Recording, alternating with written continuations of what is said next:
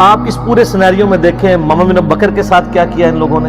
عبد الرحمن بن ابی بکر کے ساتھ 2 بھائی اما عائشہ کے اس طریقے سے دنیا سے رخصت ہوئے. اس پورے کانٹیکسٹ میں اب آپ کو حدیث سمجھ آئے گی جو مسند امام احمد میں موجود ہے, المستدرک للحاکم کے اندر موجود ہے, اور شعیب آرنوت جو مسند امام احمد کی تحقیم کرنے والے ہیں انہوں نے اس حدیث کو صحیح کہا ہے. امام حاکم نے اس حدیث کو صحیح کہا ہے. بڑی ڈیٹیل حدیث ہے. اس میں آتا ہے کہ حضرت معاویہ اپنے دور میں حضرت عائشہ سے ملنے کے لیے آئے.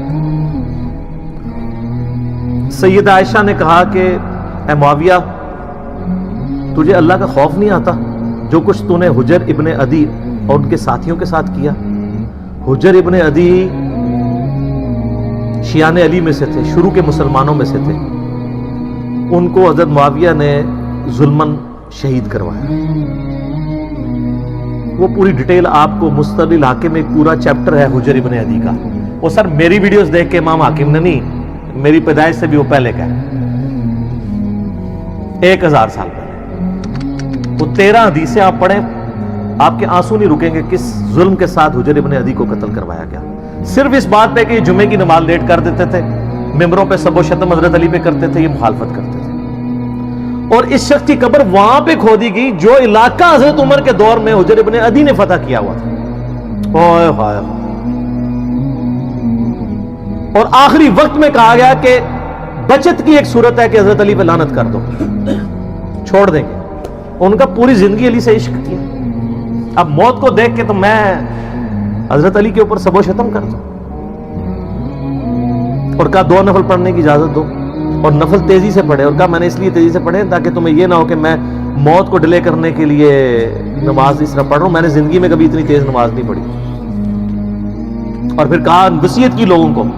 ایران والوں نے حجر ابن عدی کے اوپر, جن کو آپ کہتے ہیں صحابہ کو نہیں مانتے, انہوں نے پوری ایک فلم بنائی ہے حجر ابن عدی کے اوپر, یوٹیوب پہ رکھی ہے اردو ڈبنگ کے ساتھ. تو انہوں نے وہاں پبلک کو وصیت کی کہ مجھے میری انہی بیڑیوں میں اور انہی خون آلود کپڑوں میں دفن کرنا ہے. قیامت والے دن پولیس رات پہ میں معاویہ کا گریبان پکڑوں گا. ان کے ساتھی بھی قتل کیے گئے صرف ایک ٹسل کے اندر کے حضرت علی کے سپورٹر کے.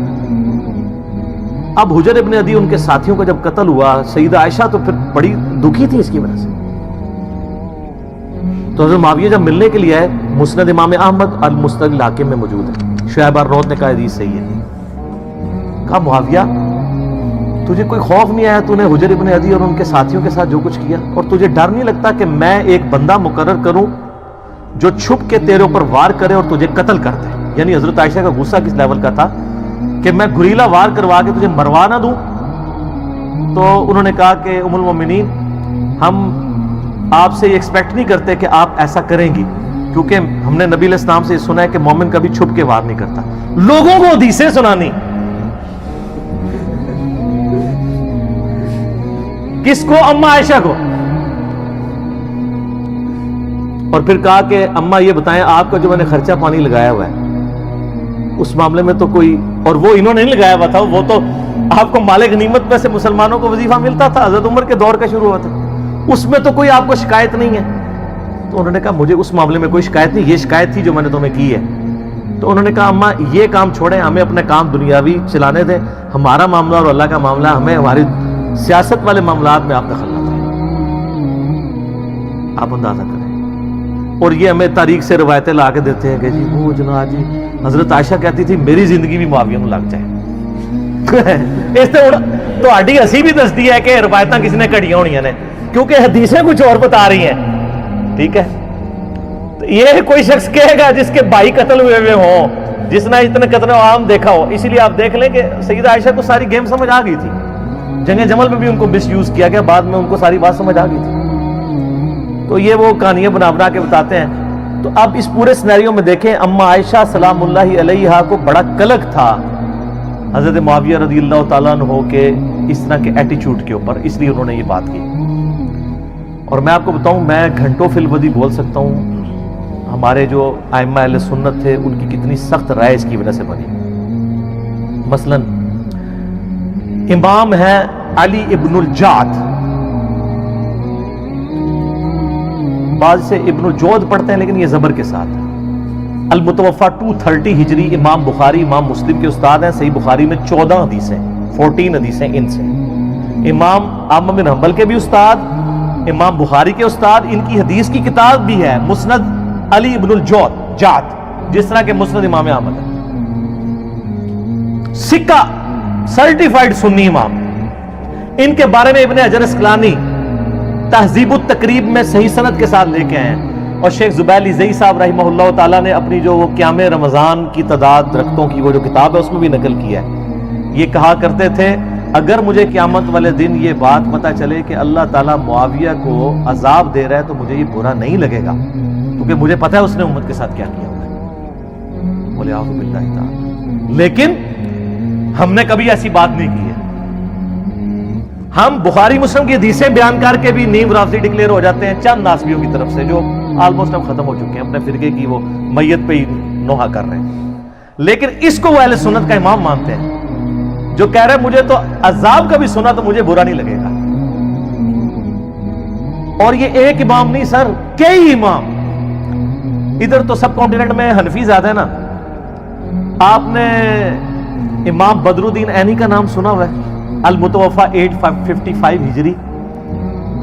امام عینی جو ہے امام حنیفہ کے بعد چند جو بڑے امام ہیں نا حنفیوں کے ان میں سے ایک ہے, کیونکہ انہوں نے صحیح بخاری کی شرح لکھی ہے عمدۃ القاری. وہ جو عمدۃ القاری ہے نا شرح, اس میں صحیح بخاری کی ایک حدیث ہے انٹرنیشنل نمبر کے مطابق 7083, جہاں وہ جنگ صفین میں عمار ابن یاسر کے قتل کے بارے میں ڈسکشن کرتے ہوئے, بخاری مسلم دونوں میں حدیث ہے نا کہ عمار کو ایک باغی جماعت قتل کرے گی, عمار ان کو جنت اور اللہ کی طرف بلائے گا, وہ جماعت دوزخ کی طرف بلائے گی. صحیح بخاری 2812, بڑے سخت الفاظ ہیں. اس حدیث کو ڈسکس کرتے ہوئے ایک اور موقع پہ صحیح بخاری کے اندر 7083 نمبر حدیث کہ اگر ایک مسلمان دوسرے کے خلاف تلوار اٹھا لے, اس حدیث کے کانٹیکسٹ میں ڈسکس کرتے ہوئے عمدۃ القاری کے اندر جو ہے نا امام بدر الدین عینی نے جو کچھ لکھ دیا ہے نا سرکار, وہ اتنا سخت ہے. یہ میرے پمفلٹ میں ڈلا ہے کہ اس کا تعارف اینڈ پہ آپ کو کروں. میں آپ کو صرف ورڈ بائی ورڈ وہ پڑھ کے سناتا ہوں. وہ کہتے ہیں کہ امام کرمانی نے کہا کہ سیدنا علی اور حضرت معاویہ دونوں ہی مجتہد تھے. زیادہ سے زیادہ یہ ہو سکتا ہے کہ حضرت معاویہ کو اجتہاد میں خطا لاحق ہو گئی ہو, ان کو 1 اجر ملے گا جبکہ سیدنا علی کو 2 اجر ملیں گے. اعلیٰ یہ بھی کہانی ہے. وہ بخاری مسلم میں حدیث ہے کہ حکمران وقت اگر غلط اجتہاد کرے تو اسے 1 اجر ہے اور اگر صحیح کرے تو 2 ہے. مخالفین کو تو باغی کہا گیا ہے, ان کے لیے تو حدیث ہی نہیں ہے, ادھر سے پکڑ کے فٹ کرنے کی کوشش کرتے ہیں. یہ حدیث ہی کچھ اور تھی. تو وہ آگے لکھتے ہیں کہ یہ کرمانی نے تو یہ کہا, لیکن میں کہتا ہوں, امام عینی حنفی کہتے ہیں کہ حضرت معاویہ کو خطا کو اجتہادی خطا کیسے کہہ دیا جائے, اور ان کے اجتہاد پہ کیا دلیل ہے, حالانکہ ان کو یہ حدیث بخاری اور مسلم کے حوالے سے پہنچ چکی تھی کہ آپ علیہ السلام نے فرمایا افسوس ابن سمیہ کو ایک باغی جماعت قتل کرے گی, اور ابن سمیہ عمار ابن یاسر ہے, اور ان کو حضرت معاویہ کے گروہ نے جنگ صفین میں قتل کیا. کیا حضرت معاویہ اس پہ راضی نہیں ہے کہ اللہ تعالیٰ ان کو برابر چھوڑ دے, چہ جائے کہ ان کو سیدنا علی کی بغاوت پر 1 اجر بھی ملے. یہ حنفی سارے ٹھیکیدار بنے ہوئے ہیں نا. اے اپنے امام کے آپ ورڈ پڑھیں. اچھا, اس کے علاوہ آپ نے ایک اور بڑا نام سنا ہوگا, ملا علی قاری. سنا ہوا نا, بڑے مشہور ہیں. المتوفا 1014 ہجری. انہوں نے مشکات کی شرح لکھی ہے مرقات المفاتیح. پوری دنیا میں ایک اتھینٹک شرح مانی جاتی ہے, کوئی شک نہیں اس میں, کمال کام کیا. اس میں جب مشکات میں حدیث آتی ہے نا یہ عمار کو باغی جماعت قتل کرے گی, انٹرنیشنل نمبر کے مطابق مشکات میں بھی یہ بخاری مسلم کے حوالے سے آئی ہے 5878 مشکات کے اندر. تو اس حدیث کے تحت ملا علی قاری, جنہوں نے میری ویڈیوز نہیں دیکھی ہوئی تھی, میری ویڈیوز سے بہت پہلے ان کے کمنٹس پڑھے آپ, سنیں جی ورڈ بائی ورڈ.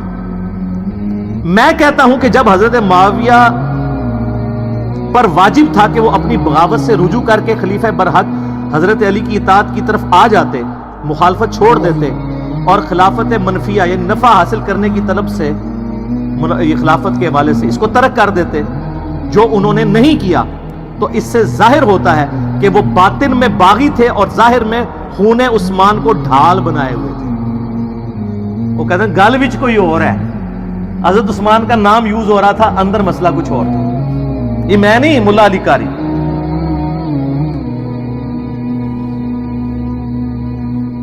چنانچہ ڈھال بنائے ہوئے تھے لوگوں کو دکھانے کے لیے، یہ بھی الفاظ لکھے. چنانچہ یہ حدیث ان کے پوشیدہ چیز کو ظاہر کرنے والی ہے، یعنی عمار کو باغی جماعت قتل کرے گی، اور ان کی بغاوت کو روکنے والی ہے. تاہم کتاب تقدیر میں اسی طرح لکھا ہوا تھا جیسا کہ ہوا ہے. ان کے عمل اور رویے کی وجہ سے قرآن اور حدیث دونوں مہجور اور متروک ہو گئے. وہ کہتے ہیں قرآن اور سنت کو پس ڈال دیا امیر شام نے. یہ کون کہہ رہا ہے؟ ملا علی قاری.